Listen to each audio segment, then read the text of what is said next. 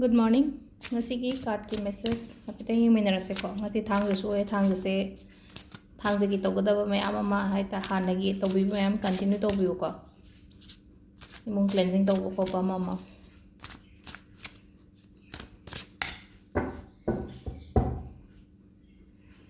Do nuti ki lokthok put baina se dagi 3 cards khatang lokthok ase ko.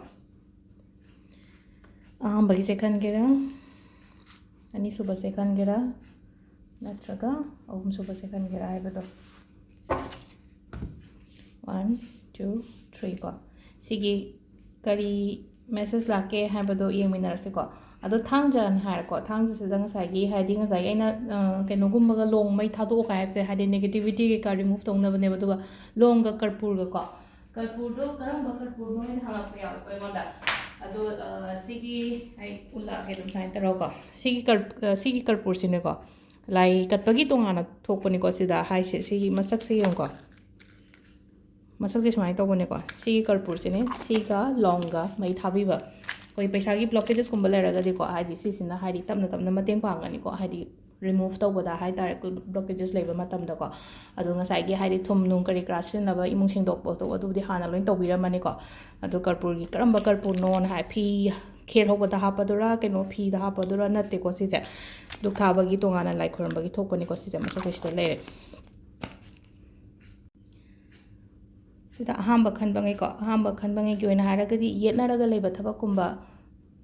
phabagumba oina oigani ko hadi mari tongnaraga leba ko adumba leina ko adumba thabakumba do oibagumba dumaina ko ahamba gi karsina ko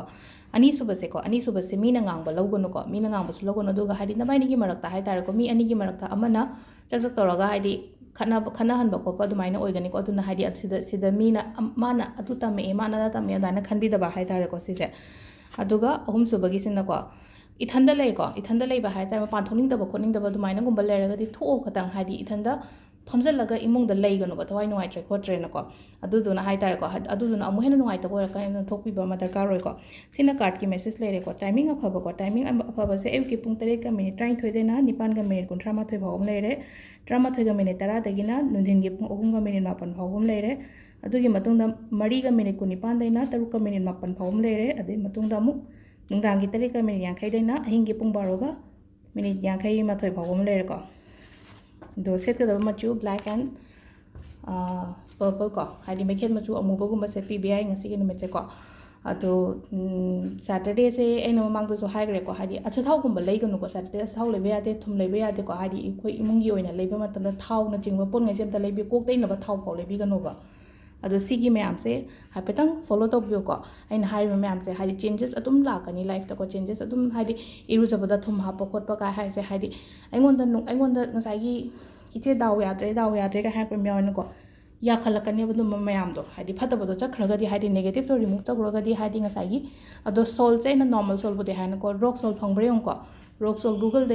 da amazon da kai da yenge su yengo aduga store khatang chaw ba leina ko manipur da adum badu su yarung gani ko ado rock sol khatang happy ba thang jagum ba se iru jaba se da ko ado atai tawgadabadi adum ha keno to hai champra gumba to thopo sai ko dungdang gumba champra thambiraga mathangi next day hundokpa gumba imung da yam nuai traga di hadi negative energy yam leraga di ko adum ba to bibe